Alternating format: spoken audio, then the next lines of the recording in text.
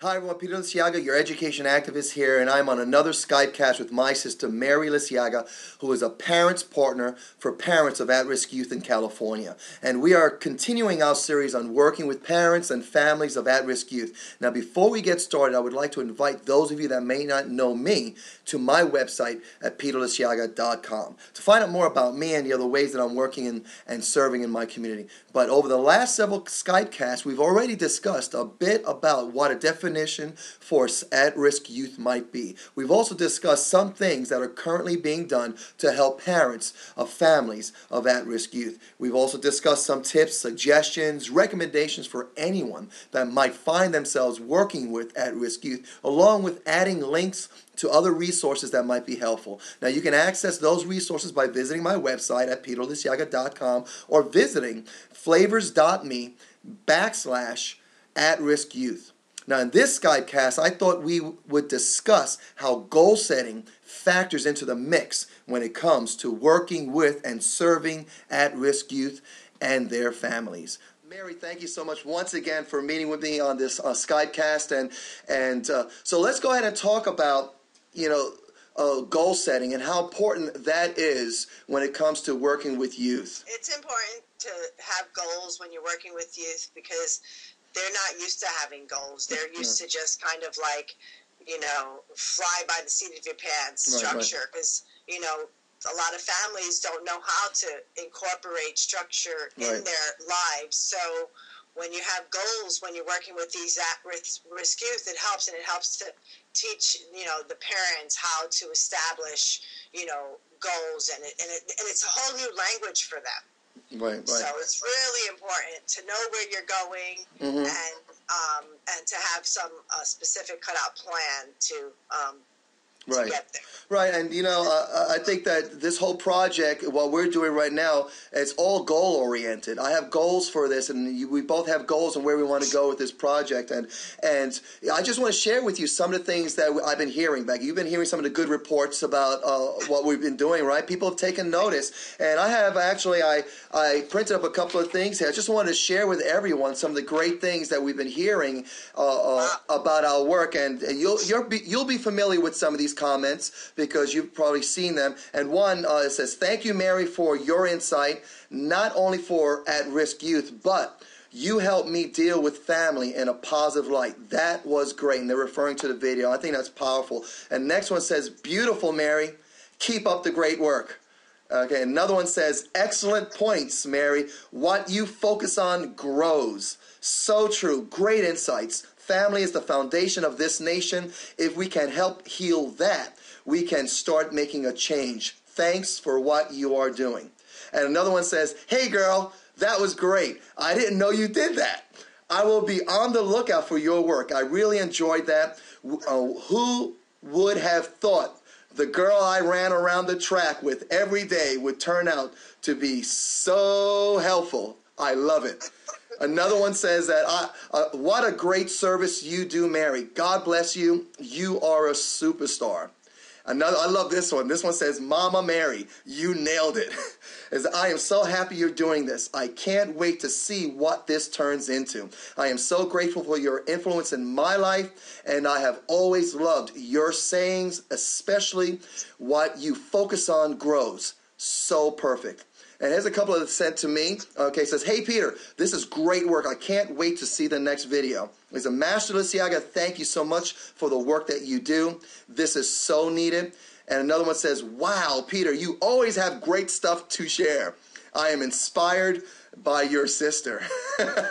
And so this is just some great things. This is not all of it, but those of you that are listening to us and have been following us, I just want to thank you so much for giving your comments, and please continue doing that and share with us some of the things that you want to hear about and discuss on these series. It's going to be never-ending, ongoing series, but we're going to continue to talk about what we want to talk about today, which is goal setting. And I know that teaching kids, the importance of goal setting, writing it down, and having that complement of vision that they have. And so what are some of you mission statement? You mentioned that before.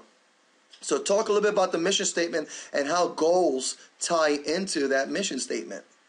Well, a mission statement when we work with at-risk youth, when we first get them, we have, like I said, 30 days to, we formulate this plan of care, you know, and within that 30 days, you know, the most important thing is to come up with that mission statement.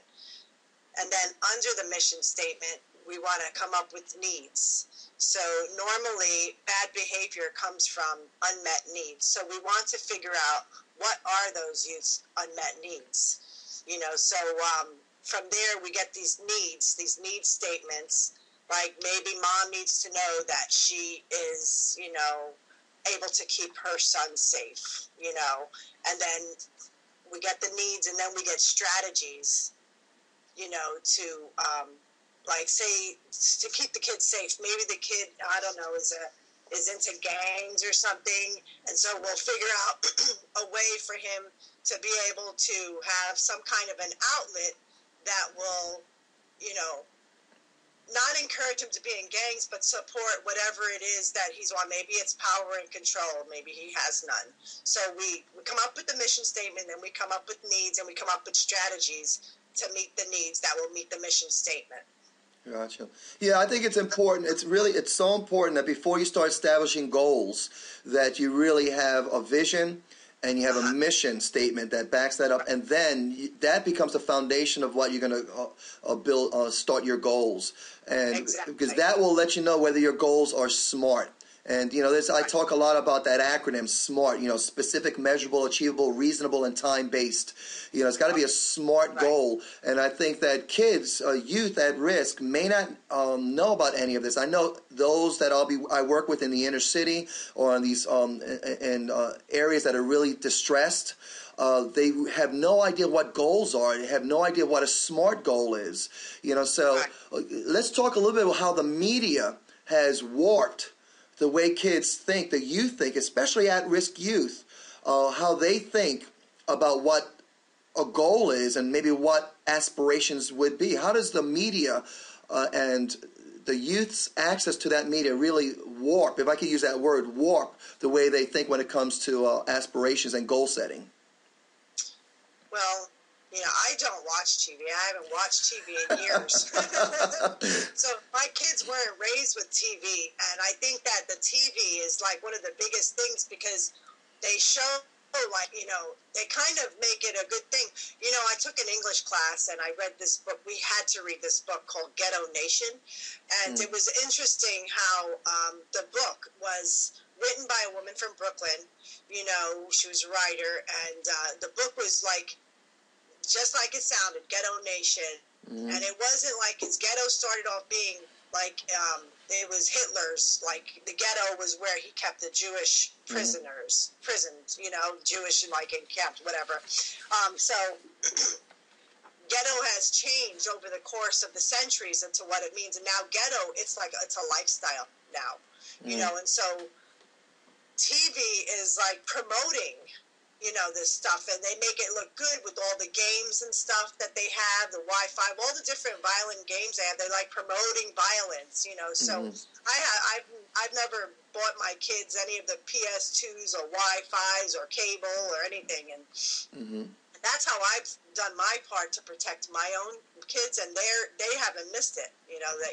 So like the media, just like they make it look like it's something they want to. They make it look exciting. They make, you know, being violent look exciting. Right, yeah.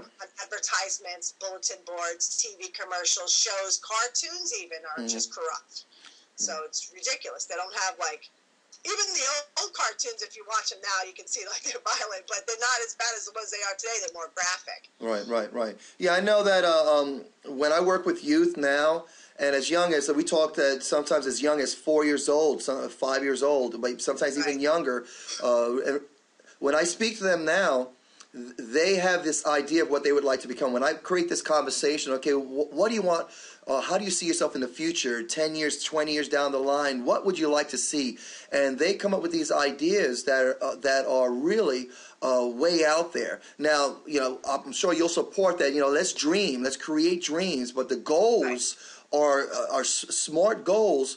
Are those dreams and the future of those bringing those dreams to fruition And so I see a lot of times it's a challenge to really help kids. Once we give them the understanding of what SMART goals are, that to have them now start creating those goals so that they can work towards a vision that's realistic. And it's almost going against what they are exposed to through the media, not just TV, but through the internet, through the cell phones, the smartphones. A lot of them have smartphones, at least where I am, and I see that also in the inner cities, And so when you were talking about this ghetto mindset, in the ghettos or in these hard stressed areas, there are some things that pretty much is a staple there.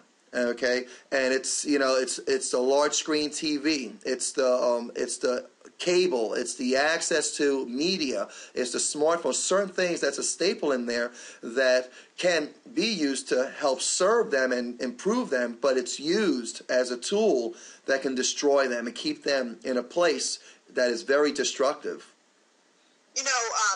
As you're talking, I was thinking, because children sometimes, when they're stuck in this lifestyle, because they don't know any different, and the parents don't know any different, and they don't know how to, what is a goal?